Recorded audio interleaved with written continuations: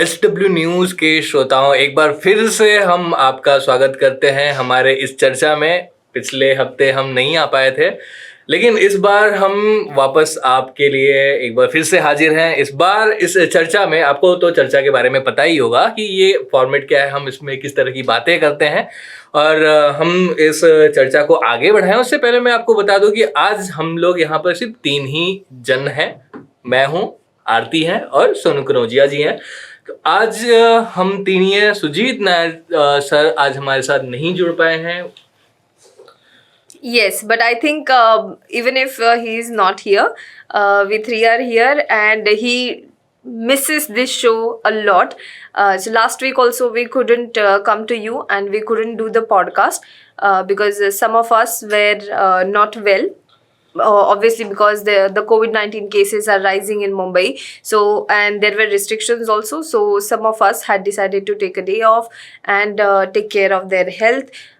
So that is why we couldn't meet you last time around, but this time we are 3 people here.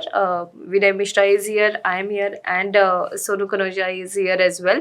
So today we are going to talk about some very interesting topic. Obviously, it's election season. Officially, the elections have been announced, and the political parties are now scrambling with their seat sharing formulas and their candidate list. A lot of political parties have already announced the first list of candidates. So we are going to talk about politics today. We are going to talk about especially about UP politics today because that is one state where everything interesting is happening. जाहिर सी बात है, यहाँ पर सब दल बदल का खेल चल रहा था, लेकिन मुझे लगता है कि अभी दल बदल को एक तरह से कॉमा लगा है, फुल स्टॉप नहीं लगा है। अखिलेश यादव ने भी बोल दिया कि अब मैं और किसी को लूंगा नहीं मेरी पार्टी में। तो इंटरेस्टिंग सिचुएशन तो यहाँ पर आ चुकी है, क्योंकि भीम आर्मी जो ऐसा लग रहा था कि वो अखिलेश यादव के साथ जाएगी, वो भीम आर्मी को भी आज अखिलेश यादव ने कह दिया कि आपको इतनी सीटों पर ही कॉम्प्रोमाइज रहना होगा, अदरवाइज आप जा सकते हो। तो अब यूपी में समीकरण मुझे थोड़े थोड़े बदलते हुए नजर आ रहे हैं। एक वक्त में ऐसा लग रहा था कि दलित जो वोट बैंक है वो हो सकता है कि इस बार समाजवादी पार्टी और उनके अलायंस के पास चले जाए, लेकिन आज जिस तरह से भीम आर्मी का जो किस्सा हुआ है उससे अब ऐसा लगता है कि जो बयान दिया क्या नाम है उनका, चंद्रशेखर आजाद ने, उससे ये लगता है कि हो सकता है कि अब ये जो दलित वोट बैंक है जो जाना चाहते रहेंगे अखिलेश यादव या फिर दूसरे उनके अलायंस पार्टनर्स के पास, वो एक बार सोचेंगे। तो आज चंद्रशेखर आजाद के रूप में अखिलेश यादव को एक हल्का झटका तो जरूर लगा है, ये ऐसा कहा जा सकता है कि, लेकिन यह भी अभी तक जमीनी स्तर पे हम यह पता नहीं लगा पाए हैं कि जो चंद्रशेखर आजाद हैं, जिनकी एक सोशल एक मतलब कह सकते हैं ग्रुप है, उसका नाम है भीम आर्मी, लेकिन वहीं उनकी एक पॉलिटिकल पार्टी भी है जिसका नाम आजाद पार्टी है, जहां तक मुझे याद है। तो ये गठबंधन नहीं हो सका। लेकिन मुझे कुछ ही दिन पहले का कुछ ऐसे वाकये हैं, मतलब ऐसा एक जो माहौल बना हुआ था उत्तर प्रदेश में कि भैया सभी पार्टी, चाहे वो बसपा हो, सपा हो, कांग्रेस पार्टी हो, भाजपा हो, ये सवर्णों के पीछे लगे हुए थे। मतलब अगर बात की जाए तो परशुराम की मंदिर बनाने की बात हो या फिर ये सब हो, तो ये प्रबुद्ध सम्मेलन हो या फिर अलग तरीके के जो भी हो। लेकिन जैसे चुनाव की तारीख नज़दीक आ रही है तो एक दलित वोट बैंक भी एक काफ़ी बड़ा मुद्दा बनता जा रहा है। लेकिन अभी मौजूदा स्थिति में आज प्रेस कॉन्फ्रेंस करके कुछ बातें चंद्रशेखर आज़ाद ने जो कही, उनसे साफ झलक रहा था कि उन्हें एक तरह से धोखा मिला है, क्योंकि उन्होंने अपने प्रेस कॉन्फ्रेंस में कहा कि पिछले 30 दिन में वो 10 दिन कांटेक्ट में थे अखिलेश यादव से, लेकिन अखिलेश यादव ने उनके साथ थोड़ा सा विश्वासघात जैसा किया है। इस तरीके की बातें उनके प्रेस कॉन्फ्रेंस से सामने आ रही थी। और चंद्रशेखर आजाद के लिए अभी भी अखिलेश यादव ने मतलब एक तरह से रास्ता खुला छोड़ रखा हुआ है कि अगर उन्हें इतनी सीटों पर अगर उन्हें मंजूर है, वो कर मतलब जाना चाह सकते हैं अखिलेश यादव के साथ में, तो जा सकते हैं। तो एक तरह से पूरी तरह से दरवाजा अखिलेश यादव ने बंद नहीं किया है, लेकिन ये किया है अखिलेश यादव ने जिस तरीके से स्वामी प्रसाद मौर्य या फिर बाकी जो दूसरे नेता है बीजेपी से सपा में जाने की जो जा रहे हैं, जो जा चुके हैं, उनका कद बढ़ाने का काम किया है। इस बात से भी मतलब एक तरह से चंद्रशेखर आजाद को एक झटका लगा लगा है। ये बाकी जो नेता हैं, जो दल बदलू हैं, जिन्होंने पूरा 5 साल तक सत्ता की मलाई उन्होंने खाई, उसके ऐसा कहा जाता है सत्ता की मलाई, पता नहीं कुछ लोग ये भी बोलना ही चाहिए, क्योंकि 5 साल तो मंत्री 5 साल मंत्री रहे, उनमें Correct. कोई कष्ट नहीं हुआ, कोई तकलीफ नहीं हुआ, कोई दलितों की समस्या नहीं दिखाई दी, कुछ नहीं हुआ, लेकिन अभी हो जा रहा है। तो ये सब बात से भी थोड़े बहुत आहत थे मतलब Chandrashekhar Azad.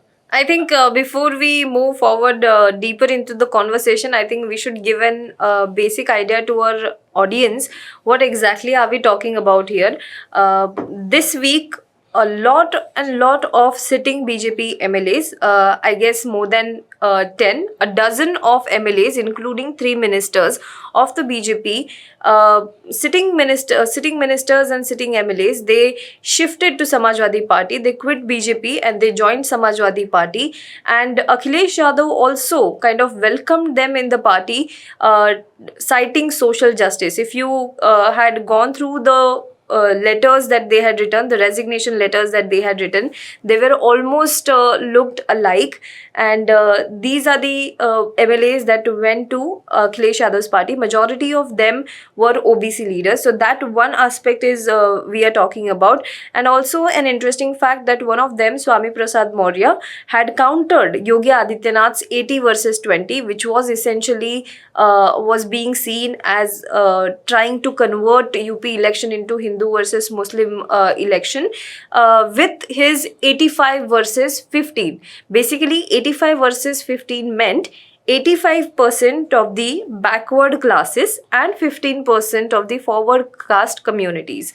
So this is what the Akhilesh Yadav's party, the Samajwadi Party, is trying to base its election narrative on. That is, this election is not Hindu versus Muslim, but it is in fact Agda versus Pichda, as they used to call. He also cited Mulayam Singh Yadav's era, when there was Mandal versus Kamandal, is what they used to say. So he also cited that. And the second aspect that we are also trying to look into today is the Dalit vote bank. What is going to happen to it? Because Mayawati is nowhere to be seen in this particular election.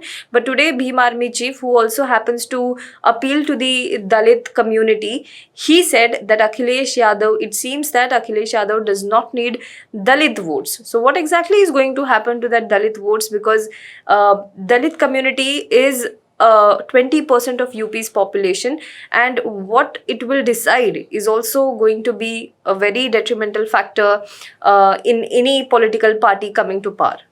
और ये अखिलेश यादव को दलित vote bank की इतनी क्यों नहीं इस वक्त पड़ी होगी, इसका एक रीजन भी है। हो सकता है कि अखिलेश जो चंद्रशेखर आजाद बोल रहे हैं वो एक तरह से सही भी हो, क्योंकि पिछले 2 इलेक्शंस में बीजेपी का जो दलित वोट बैंक है वो घटा नहीं है बल्कि बढ़ा है।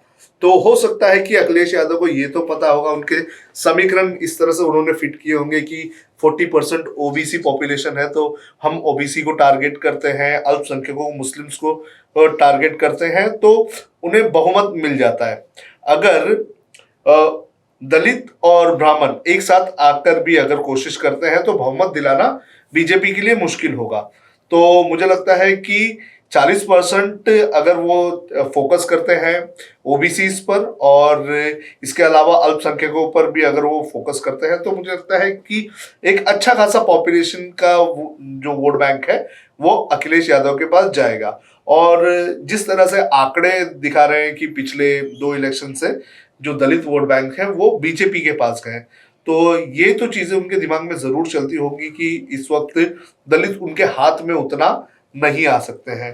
तो हो सकता है चंद्रशेखर ने जो बोला है उसमें थोड़ी बहुत सच्चाई हो कि अखिलेश को इस वक्त दलित वोट बैंक की जरूरत इतनी नहीं होगी। भले अखिलेश यादव को नहीं होगी, लेकिन जो तस्वीरें पिछले दिनों आई हैं, आज ही आई हैं शायद, मुख्यमंत्री, सूबे के मुख्यमंत्री योगी आदित्यनाथ यहाँ पर लीडर्स को मतलब सीट देने, सीट के बंटवारे पे वो नाराज थे जो भी थे, लेकिन वहां पर योगी जी आज दलितों के साथ में बैठ के मतलब खाना खाते हैं और उसकी तस्वीरें सोशल मीडिया पर वायरल करते हैं। तो इससे कहीं ना कहीं जो ये एक तिकड़म चल रहा है दूसरे विपक्षी दलों में दलितों के वोट को साधने की, और कुछ इस तरीके से योगी आदित्यनाथ जी ने भी, मतलब उनके कुछ मंत्री भी थे, कुछ ये भी कह सकते हैं कि सांसद भी थे, रवि किशन जो भारतीय जनता पार्टी से हैं, वो भी थे वहां पर, उन्होंने भी दलितों के साथ में बैठ के खाना खाया। ये खाना खाने से कहीं ज्यादा फोटो ऑप ज्यादा लग रहा था कि एक संदेश देने की अभी कोशिश तो वो मुसलमानों के घर जाकर भी हो सकता है कि खाना खा ले, क्योंकि इलेक्शन का वक्त है। बिल्कुल बिल्कुल, ऐसे कुछ बीजेपी विधायक की तस्वीरें भी आई थी जहां पर जो वो किसी दरगाह दरगाह या मजार पर में चले जाके गए ये थे। कर रहे थे। अब ये विपक्ष के अलावा हम बात नहीं कर पाए, थोड़ा पहले ही हुआ है, कांग्रेस पार्टी की पहली जो एक कैंडिडेट्स की लिस्ट आ गई है। जैसा कि प्रियंका गांधी ने वादा किया था, एक घोषणा की थी उन्होंने कि इस बार 40% महिलाओं को कैंडिडेट बनाया जाएगा। बहुत सारे सवाल उठ रहे थे कि ये महज घोषणा ही रह जाएगा बनकर ही, मतलब क्या इस पे सही में कुछ किया जाएगा? जो ये ऐलान तो कर दिया गया है, वाकई जमीनी स्तर पर जब टिकट का बंटवारा होगा तो इसको लागू किया जाएगा। लेकिन जो 125 कैंडिडेट्स की सीट आई हैं उसमें ये चीजें दिखी कि वाकई महिलाओं को टिकट दिया गया। और जिन लोगों को टिकट दिया गया उनके बारे में भी काफी कुछ चर्चा हो रही कि वाकई जो लड़की हूं लड़ सकती हूं, एक उत्तर प्रदेश चुनाव के लिए नारा दिया गया है। तो ऐसी महिलाओं, ऐसी लड़कियों को टिकट दिया गया है जिन्होंने एक अपनी पहचान बनाई है, एक किसी न किसी अलग अलग तरीके की उनकी लड़ाई रही, लेकिन एक लड़ाई से ही वो उभरी हैं। तो ये इसके बारे में क्या कहना है आरती? I think the highlight candidate for me was mother of Unnao rape victim, because the woman had seen a lot. I think we were also reporting on that matter for quite some time when it actually happened. First of all, the rape incident was very horrific, but after that, the father of the victim was killed. Then we also saw that while she was on her way to court, her aunt and her relatives were injured in the accident. So it was a kind of very tough situation, and for her mother as well to witness all of this. And the Congress party went ahead and gave her a ticket. Now, first of all, one has to salute the bravery of the woman, because she accepted that she has to contest, and she will be contesting now on the Congress party ticket. But personally for her, it was a huge fight on the personal front as well, and now she is going to take up. One thing I like in Congress's campaign is not the promise. The Congress has promised to provide a platform for the women to fight it out and fight their issues. It is not saying that we will make these women win. Normally what happens is, whenever we talk about women's reservation also in politics, we talk about women's reservation in parliament, generally there are arguments कि भाई अब तो जो नेता हैं, जो mail politicians हैं, उनकी वाइफ्स को, उनकी बेटियों को या फिर उनके ही रिलेटिव में से किसी को इनको टिकट दिया जाएगा. But this time around I think Congress party has done a good research on ground, and they have I think वो पूरी लिस्ट में कई ऐसे लोग भी होंगे जो भी किसी पॉलिटिशियंस के रिलेटिव्स वगैरह होंगे. But the highlight candidates I guess are women who do not have any political connection. For example, this particular woman we were talking about, and also the fact that the party is not promising कि ये जीतेंगे ही जीतेंगे हमारे ticket पे. They are saying that we will provide a platform for them to continue their fight for justice. So this I think is a very equal representation, we can say, and we can say this is a attempt to give them an equal platform where they are not given any kind of what we can say, any kind of हम लोग उनको एक head start नहीं दे रहे, हम उनको एक equal representation दे रहे हैं. मुझे ऐसा लगता है कि ये जो कांग्रेस ने फैसला लिया है, ये एक नैरेटिव सेट करने के पॉइंट ऑफ व्यू से एक बहुत अच्छा फैसला है, लेकिन एक चुनाव के नज़र से अगर देख लिया जाए तो उतना अच्छा फैसला ये नहीं होगा. जब हम क्रिकेट खेलते हैं तो हमें कोई इमोशनल ग्राउंड पर हम किसी भी प्लेयर को क्रिकेट की टीम में नहीं ले सकते. हमें परफॉर्मेंस के ऊपर ये करना पड़ता है, निर्भर रहना पड़ता है. कांग्रेस की अगर बात करें तो ये नैरेटिव सेट करने के लिए उन्होंने बहुत अच्छा काम किया. मुझे लगता है कि ऐसा करने से जो वुमेन एम्पावरमेंट की जो बात है वो और भी उसे बल मिलेगा. लेकिन चुनाव के पॉइंट ऑफ व्यू से कितना इसका आउटपुट आएगा, कितने कैंडिडेट जीतेंगे, ये मुझे लगता है कि कांग्रेस को भी अच्छी तरह से पता है. इस चुनाव में कांग्रेस भले ना जीते, अच्छी सीट्स ना लेकर, लेकिन हाँ, कांग्रेस नैरेटिव सेट करने में मुझे लगता है पूरी तरह से कामयाब हो पाएगी, और इसे और प्रैक्टिस में लाना होगा और आगे चल के कोई बड़े इलेक्शन में शायद से कांग्रेस को फायदा हो.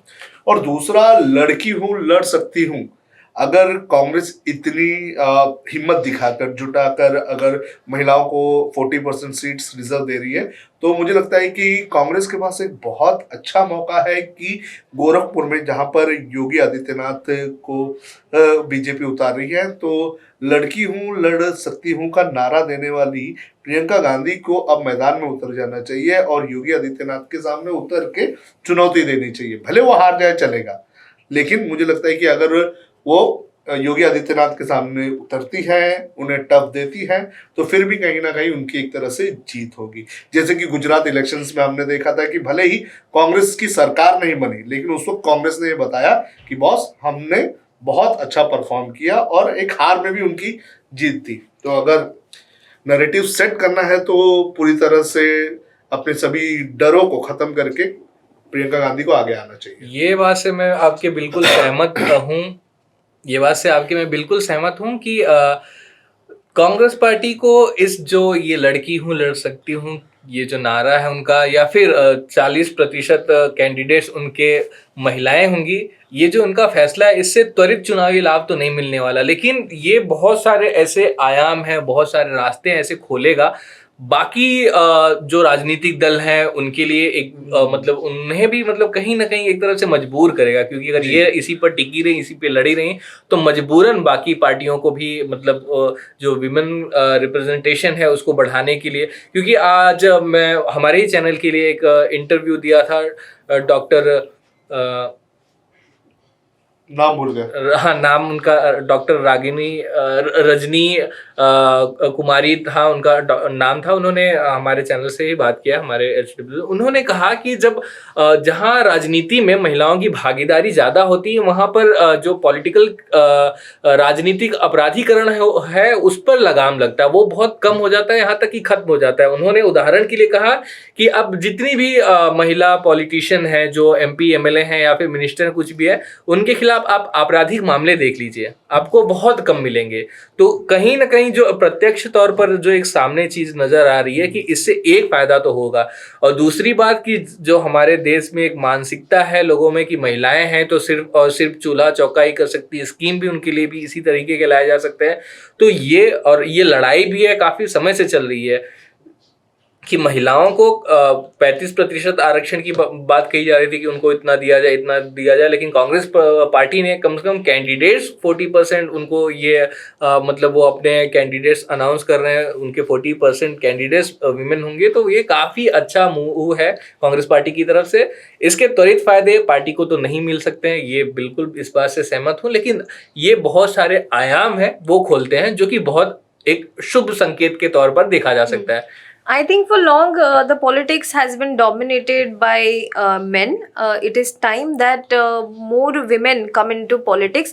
And in the successive Lok Sabha, we have seen that the number of women MPs has increased. But I think there needs to be a fresh perspective by bringing women into the governance, not only in the parliament but and in assemblies, but also into the governance.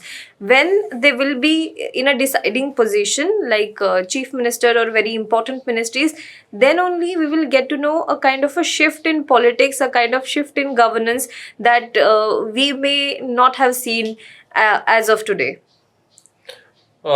तो ये रहा Congress party के बारे में जो उनका एक campaign है, जिस तरीके से वो टिकट दे रहे हैं। अब हम बात करेंगे मुख्यमंत्री योगी आदित्यनाथ, भारतीय जनता पार्टी, और आज उनकी भी एक सूची जारी हुई है।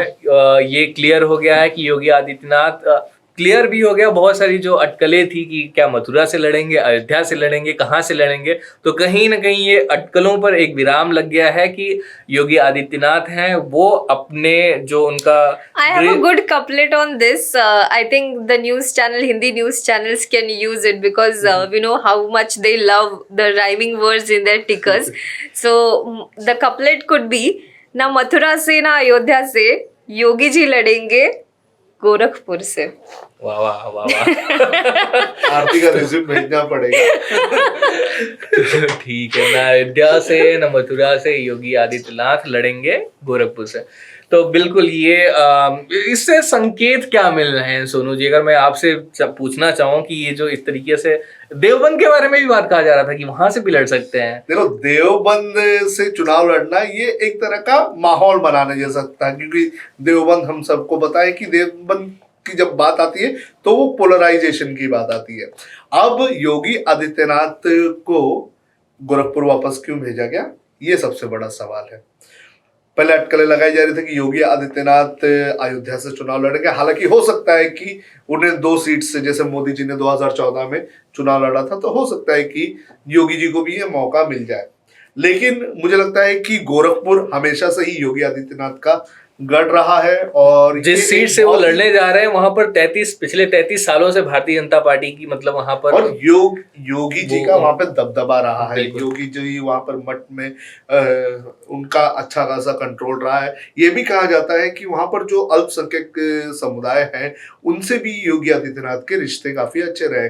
कभी कोई प्रॉब्लम्स हो गई तो वो मठ के अंदर ही हिंदू मुसलमानों के इन सब चीजों के प्रॉब्लम जो है वो वहां पर सॉल्व किए जाते थे।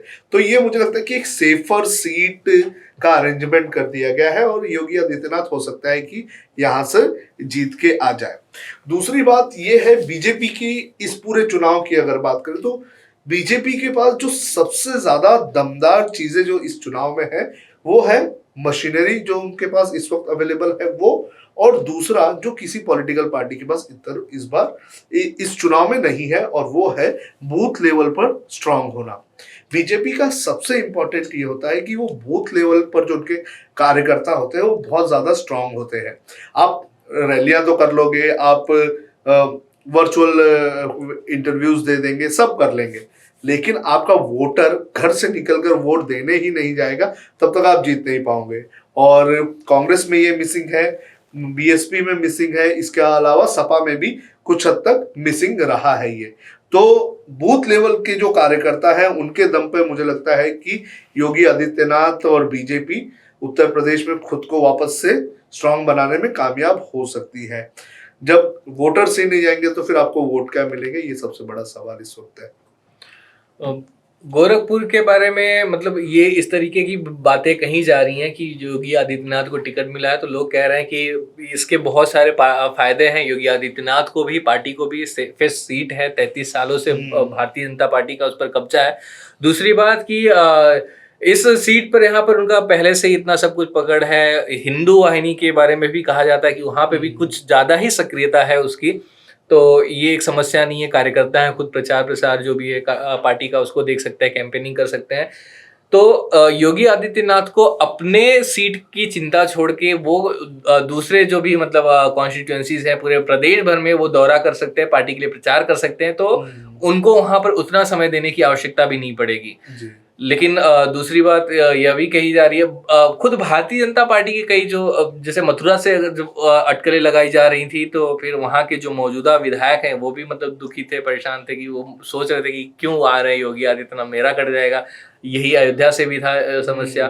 तो आपको ये संकेत क्या मिल रहा है? मतलब कुछ कुछ जगहों पर यह कहा जा रहा है कि योगी आदित्यनाथ अटकलें आ रही हैं। अभी ये कांग्रेस पार्टी ने आधिकारिक रूप से इसकी घोषणा नहीं की है, लेकिन कांग्रेस पार्टी के कैंडिडेट लाल बहादुर शास्त्री के बेटे जो हैं अनिल शास्त्री, वो योगी आदित्यनाथ के खिलाफ लड़ सकते हैं। तो ये अगर ऐसा मुकाबला हुआ ये दो नेताओं के बीच में, एक भारत के पूर्व प्रधानमंत्री के बेटे हैं जिनकी लोकप्रियता बहुत ज़्यादा है, भारतीय जनता पार्टी भी उनकी मतलब उनके खिलाफ इतना नहीं बोलती जितना नेहरू या फिर बाकी प्रधानमंत्री जो है इंदिरा गांधी या गांधी परिवार से आने वाले प्रधानमंत्री उनके खिलाफ उनकी उनके सम्मान में ही कुछ बात कहते हैं तो भारतीय जनता पार्टी के, तो वो उनके खिलाफ होंगे। तो फिर इस पर आप क्या कहते हैं कि अगर ये मुकाबला हुआ?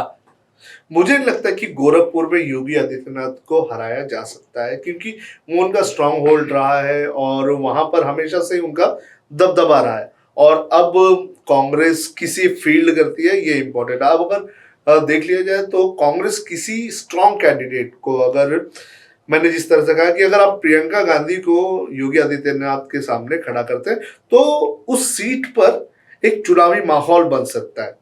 जीत हार भी उस वक्त भी बहुत ही मुश्किल होगी कांग्रेस के लिए, लेकिन हाँ योगी आदित्यनाथ को आप बिजी रख सकते हैं। अब लाल बहादुर शास्त्री जी के बेटे पोते को टिकट देने की बात हो रही है, तो मुझे लगता है कि कुछ ज्यादा फायदा होगा नहीं और इसका कुछ ज्यादा इम्पैक्ट होगा भी नहीं। और योगी आदित्यनाथ के लिए सेफर साइड है, वो आराम से जीत जाएंगे, उन्हें किसी चीज की हेल्प नहीं लगेगी। Generally, what happens is Yogi Adityanath has been MP from Gorakhpur, 5 times MP from Gorakhpur, and when in 2017 he was declared as the chief ministerial face after the election was over. He was made an MLC, and that is how he became the chief minister of the state through the MLC route. So this is the first time that he will be contesting an assembly election, and when it's the first time contesting an election, I think politicians go for a safer seat. There are also speculation that the top leadership, the central leadership, wanted him to contest from Ayodhya. However, he stuck to Gorakhpur, saying that it's a safe seat. So if he has to contest the election, he will contest from Gorakhpur. I think that's a smart decision, also because there are reports that there is a strong anti-incumbency against the Yogi Adityanath government. So in any case, if he contests from any other seat, that anti-incumbency can affect him. But Gorakhpur being his stronghold, being a constituency, a Lok Sabha constituency where he won 5 times, I think it's a safer seat, and that is why the safe seat choice makes perfect sense this time around. हाँ, ये मतलब योगी आदित्यनाथ के बारे में जो भारतीय जनता के party के साथ में हिमाचल प्रदेश की अगर विधानसभा की बात की जाए, तो यहाँ पर प्रेम सिंह धूमल जो केंद्रीय मंत्री अनुराग ठाकुर के पिता है, वो पार्टी ने उनको सीएम कैंडिडेट अनाउंस किया हुआ था, लेकिन पार्टी की जीत हुई, वो अपनी सीट हार गए, जिसकी वजह से पार्टी की किरकिरी हुई और वो उनको मुख्यमंत्री पद नहीं मिली। योगी आदित्यनाथ के बारे में भी मतलब कहीं कहीं वो AK शर्मा थे, केंद्र से उनको मतलब IAS थे, वो IAS अधिकारी थे, उनको भेजा गया था। कुछ अभी भी मतलब डिप्टी चीफ मिनिस्टर हैं या फिर भारतीय जनता पार्टी के कुछ सांसद विधायक बीच बीच में बयानबाजी हो जाती है कि आला कमान जिसको चाहेंगे वही मुख्यमंत्री होगा। तो अब भी ऐसा लगता है आपको कि मतलब ये पक्का है कि योगी आदित्यनाथ ही अगर भारतीय जनता पार्टी है जीतती है तो मुख्यमंत्री बनेंगे, या फिर ऐसा हो सकता है कि जैसा प्रेम सिंह धूमल के साथ में हुआ नहीं, कि वो अपनी सीट हारे, भले भारतीय जनता पार्टी जीतती है लेकिन मुख्यमंत्री कोई और होगा? देखिए, यहाँ पर उस वक्त ही हम कह सकते हैं जब बीजेपी चुनाव के नतीजे आएंगे।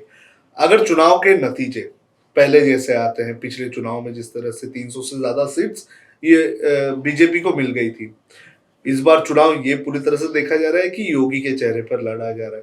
अगर ये चुनाव 240 सीट्स भी अगर बीजेपी लेकर आती है तो योगी आदित्यनाथ कंफर्म सीएम रहेंगे। अगर ये आंकड़ा बहुमत से नीचे जाता है तब मुझे लगता है कि योगी आदित्यनाथ मुख्यमंत्री रहेंगे या नहीं रहेंगे, ये एक बहुत बड़ा सवाल होगा। दूसरी बात यह है कि जब बहुमत का आंकड़ा पार नहीं कर पाओगे तो उस वक्त आपको अलायंस की जरूरत पड़ेगी। उसके बाद यहाँ पर और भी जो कंटेस्टेंट है सीएम के, वो खुल के सामने आ जाएंगे। केशव प्रसाद मौर्य ये पहले ही बैठे हुए हैं कि कब उन्हें जरा सा मौका मिलता है और वो योगी को कुर्सी से हटा देते हैं। तो ये सभी चीजें, अटकलें जो है वो मुझे लगता है कि चुनाव के नतीजे आने के बाद ही तय किया जाएगा कि योगी आदित्यनाथ मुख्यमंत्री रहेंगे या नहीं रहेंगे। सीट जितनी मिलती है ये उसके बाद ही डिसाइड किया जाएगा। भले योगी हार जाते हैं और बीजेपी अच्छी खासी सीट्स लेकर आ जाती है, फिर भी योगी आदित्यनाथ के चांसेस है कि वो मुख्यमंत्री बने, क्योंकि वो ये कहेंगे कि मेरे नेतृत्व में चुनाव जीता गया है और अच्छी खासी सीट्स आई है। तो योगी आदित्यनाथ पॉपुलर है और उनकी पॉपुलैरिटी अगर रंग लाती है तो योगी आदित्यनाथ की कुर्सी तय है। अदरवाइज केशव प्रसाद मौर्य और दूसरे जो नरेंद्र मोदी जी ने जिनको लाया था, शर्मा जी को, मुझे लगता है कि उनको भी मौका दिया जाएगा। और ये सब चुनावी नतीजे के ऊपर डिपेंड है। और अभी एक बीजेपी यूपी का कुछ इमेजेस वायरल हो रहे हैं जो खुद बीजेपी डाल रही है कैंडिडेट्स के नाम के साथ। उसमें योगी आदित्यनाथ का चेहरा जो है वो फोटो जो है वो राइट से सबसे आखिरी में रखा गया है। मोदी जी, जेपी नड्डा, फिर महाराष्ट्र बीजेपी उत्तर प्रदेश के अध्यक्ष है एक साइड और योगी जी एक साइड है। तो अब तस्वीरें भी चेंज हो रही है। अब देखना जरूरी है कि अब क्या समीकरण बदल रहे हैं, क्या यूपी में बीजेपी में योगी को साइडलाइन करने की एक प्लानिंग भी शुरू हो चुकी है, ये देखना जरूरी है। तो आपको जो सारी चीजें ऐसे सामने दिख रही हैं तो उससे क्या लगता है कि मतलब हो रही हैं, ऐसा कहा जा सकता है? देखिए, सब के सब अपना अपना पैतरा आजमा रहे हैं और सबसे ज्यादा केशव प्रसाद मौर्य आजमा रहे हैं, क्योंकि वो काफी उम्मीद लगाकर बैठे थे कि उन्हें मुख्यमंत्री बनाया जाएगा। उनके नेतृत्व में चुनाव लड़ा गया था, लेकिन उन्हें जो है मुख्यमंत्री नहीं बनाया गया। तो अब जैसे विधायक जो पार्टी छोड़ के जा रहे हैं वो अपना रंग दिखा रहे हैं, तो जाहिर सी बात है पार्टी के अंदर के जो नेता हैं वो भी अपना रंग दिखाएंगे। क्योंकि पिछली बार जो विधानसभा चुनाव हुए थे वो बिल्कुल योगी आदित्यनाथ उस समय चेहरा तो नहीं थे, बाद में फिर वो कई दिन उनको यह तय करने में चले गए थे कि आखिर मुख्यमंत्री होगा कौन। फिर योगी आदित्यनाथ के नाम पर मुहर लगी थी। लेकिन अब ये चुनाव जो इस बार हो रहा है, यहाँ पे पार्टी नरेंद्र मोदी से कहीं ज्यादा जो चर्चा हो रही है तो वो हो रही है योगी आदित्यनाथ की। तो जहां तक मुझे लगता है कि अगर भारतीय जनता पार्टी, जैसा आपने भी कहा कि जीतती है, अच्छे बहुमत से जीतती है, तो योगी आदित्यनाथ को हटा पाना पार्टी के लिए बहुत ही ज्यादा मुश्किल होने वाला है।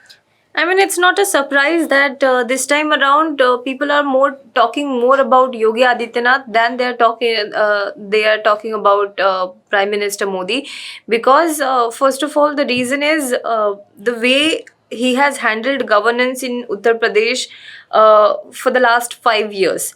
I think somewhere people also see a far right shadow of Narendra Modi, or maybe a one step further in Yogi Adityanath, the way he conducts himself, the way the law and order has been one of the biggest issue in the state, the crime has been one of the biggest issue in the state, and the encounter Raj that was back in the state had also led to a lot of headlines.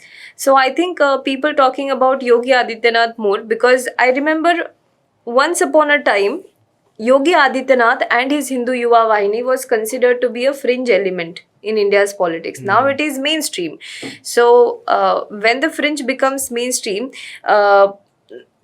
it is bound to be, if there are talks that Yogi Adityanath will be chief minister for another term, then it will be a historic, because I guess Vinay will also help me to understand it better, that Uttar Pradesh has not elected a same government twice. Yes, काफी ज्यादा समय से, अगर 2000 के बाद से बात करें तो किसी भी मतलब एक पार्टी को 2 बार सत्ता नहीं सौंपी गई है, सत्ता नहीं दी गई है। सपा मायावती के बाद ऐसा कुछ हुआ नहीं है। हाँ। तो हाँ, ये एक यूपी की खास बात है, लेकिन इस चुनाव में क्या होगा ये। और भारतीय जनता पार्टी की भी बात करें तो मोदी लहर के बाद में कंप्लीटली, उसके पहले उनके पास सिर्फ 47 सीट्स थे, 2017 में सीधा मतलब 300 पार हो गया। फिर अब इस बार भी क्या उसी तरीके के नतीजे आएंगे, ये तो अभी ऐसा थोड़ा मुश्किल है, क्योंकि उस वक्त तो Modi neck to neck fight लग रहा है कि ऐसा एक तरफा नहीं होगा। देखो क्या था कि 2014 में पहली बार बीजेपी की नई गवर्नमेंट बनी, नरेंद्र मोदी मुख्यमंत्री बने, और जो ये पहला टर्म था मोदी का, उसमें जो पहले के जो 3 साल थे, 14 से लेके 15, 15 से लेके 16, 16 से लेके 17, ये 3 साल अगर हम देखें ना, ये बहुत अच्छे साल रहे थे। जो नए उन्होंने स्टार्टअप इंडिया, दुनिया भर की चीजें, अच्छी इनिशिएटिव्स लिए थे। तो उस वक्त के दौर में वो चुनाव हुए, उस वक्त मोदी की पॉपुलैरिटी, बीजेपी की पॉपुलैरिटी अच्छी खासी पीक पे थी। उस वक्त भी करप्शन और जो बाहुबली नेताओं का जो मुद्दा था, उसको लेकर लोगों के अंदर बहुत हेट थी। तो 2017 में चुनाव उस दौर में हुए, और उस दौर का फायदा पूरी तरह से बीजेपी को वहां पर हुआ। लेकिन अब हालात बदल चुके हैं। अब 5 साल की गवर्नमेंट के बाद एक एंटी इनकम्बेंसी बनती भी है, नाराजगी भी है लोगों के अंदर, और प्रधानमंत्री नरेंद्र मोदी की पॉपुलैरिटी भले हो, लेकिन पिछले कुछ चुनाव के ट्रैक रिकॉर्ड निकाला जाए तो पिछले कुछ चुनाव जो नरेंद्र मोदी के नेतृत्व में लड़े गए, वो बीजेपी ने हारा है। तो इसका असर भी इस चुनाव में देखने मिल सकता है। वो 303 वाली सीट का, जो 303 वाली सीट का जादुई आंकड़ा, मुझे लगता है कि उस तरह का आंकड़ा मिल पाएगा। बीजेपी को टफ फाइट तो जरूर मिलेगी इस चुनाव में। पार्टियों की तरफ से जो कैंडिडेट्स हैं उनके लिस्ट आने शुरू हो गए हैं बहुत से। अभी मथुरा हो, अयोध्या हो, यहाँ से कैंडिडेट्स अभी अनाउंस नहीं हुए किसी भी पार्टी की तरफ से। इनके बारे में, प्रियंका गांधी के बारे में लेकर भी बहुत सारी अटकलें लग रही हैं। लेकिन मुझे लगता है कि आने वाले दिनों में जैसे जैसे ही मतलब कैंडिडेट लिस्ट आ जाएंगे, नॉमिनेशन फाइल हो जाएंगे, उसके साथ में हमें सिर्फ ये नहीं पता चलेगा कि कौन से कैंडिडेट कहाँ से मतलब उनको टिकट मिली है, कितने बदले गए हैं, कितने लोगों के टिकट कटे हैं, ये और क्या प्रियंका गांधी इलेक्शन कंटेस्ट करेंगी, चुनाव लड़ेंगी या नहीं लड़ेंगी। उसके अलावा जैसे जैसे कैंडिडेट्स अपने नॉमिनेशन फाइल करते जाएंगे, हमें और भी जानकारियां मिलती जाएंगी, जैसे कि कैंडिडेट्स, उनके अगेंस्ट में कितने क्रिमिनल केसेस हैं, उनकी कुल संपत्ति कितनी है, तो और भी तमाम तरह की जानकारियां आती रहेंगी। हम इस चर्चा के माध्यम से सारी जानकारियां अपने लिसनर्स तक पहुंचाते रहेंगे। अगर हमारे लिसनर्स उत्तर प्रदेश से हमें सुनते हैं तो उन्हें भी काफ़ी कुछ जो अपने जो एक नेतृत्व का जो चुनाव करेंगे, जब अपने कैंडिडेट को, अपने मतलब प्रत्याशी को जो उनके पसंद के हैं, तो उनके बारे में वो थोड़ा और बेहतर तरीके से जान पाएंगे, या वो अपनी पार्टी के बारे में थोड़ा बेहतर तरीके से जान पाएंगे कि उनकी पार्टी ने कितने क्रिमिनल्स को मतलब सीट दिया है इस बार, या फिर जो उनकी पार्टी के कैंडिडेट्स हैं वो कितने मालामाल हैं या फिर कितने क्या हैं। तो वो एक चुनाव से पहले वो एक अच्छा खासा निर्णय ले सकते हैं कि किस पार्टी को वोट देना है, नहीं देना है। I think the one aspect that I like about elections is how the politicians remember voters after almost 5 years, and then they go to them and ask for votes. And certain times it becomes very funny. Like for example, I saw a video from Uttar Pradesh where a BJP leader was going to a voter, and the voter was bathing, so so he went there and he was asking him, aapko ration mila? The guy was trying to bathe and he was just asking him, aapko ration mila, aapko ye mila, aapko wo mila. There was another video where the politician said कि मैं आपका काम कर देता हूँ, I will do your work, but please first of all अभी मेरे लिए तालियां बजाइए आप। तो वहाँ के लोगों ने बोला कि हम लोग नहीं तालियां बजाएंगे आपके लिए। So these kind of failures and bloopers, I think it's fun to watch. But इन सब चीजों में एक चीज मुझे लगता है कि बीजेपी को बहुत ज्यादा मदद कर सकती है, वो है राशन वाली स्कीम। जो पिछले 3 सालों से राशन वाली स्कीम चली है, मुझे लगता है कि वो बीजेपी को बहुत बेनिफिट करने वाली है। और एक गरीब, एक बीपीएल की रेखा से नीचे रहने वाले लोगों को अगर राशन महीने में 2 बार मिल जा रहा है, तो मुझे लगता है उसके लिए उससे ज्यादा बेहतरीन और कोई चीज नहीं होगी। तो जिस तरह से आरती ने वो एक इंसिडेंस बताया कि बीजेपी के नेता गए और उससे पूछा, तो मुझे लगता है कि ये राशन वाला जो फैक्टर है ना, वो बीजेपी को जो दलित और लोअर तबके के जो लोग हैं ना, उन लोगों का काफी ज्यादा फायदा मिल सकता है। जी बिल्कुल, मुझे भी यही लगता है कि सिर्फ जो जाति धर्म ये मुद्दे नहीं होंगे, लोगों के बहुत सारे स्कीम्स है योगी आदित्यनाथ के, जो डायरेक्ट कैश ट्रांसफर किया जा रहा है अकाउंट में, या फिर राशन वाला है, तो ये भारतीय जनता पार्टी, योगी आदित्यनाथ गवर्नमेंट को फायदा दिला सकती है चुनाव में। बहुत सारे ऐसे मुद्दे भी हैं जो जिससे उनका नुकसान हो सकता है, चाहे वो एमएसपी का मुद्दा हो, या फिर आवारा पशुओं का मुद्दा हो, या फिर जो पेपर लीक होना हो। तो ऐसे बहुत सारे मुद्दे हैं जिसका खामियाजा भी होगा, और बहुत सारे ऐसे विषय हैं, बहुत से ऐसे जो स्कीम्स है गवर्नमेंट की, जिसकी वजह से उनको फायदा होगा। फिलहाल इसी के साथ हम इस चर्चा को यहीं पर विराम देते हैं। और again, as you rightly said in the beginning, it's a comma, it's not a full stop. So next week also we will come back. We will come back with another podcast. It's a election season. Election season में कुछ भी हो सकता है. So we hope, let us see what happens in the next 1 week also. Politics में 24 घंटे भी काफ़ी होता है. 24 घंटे में कुछ भी हो सकता है. Tables can turn in 24 hours. So I think a week is a long time in politics. So let us meet next week with some more developments, what happens in UP, what happens in Punjab and Goa as well. Uttarakhand, Manipur is also going for polls on February, from February onwards. So, well, that's all.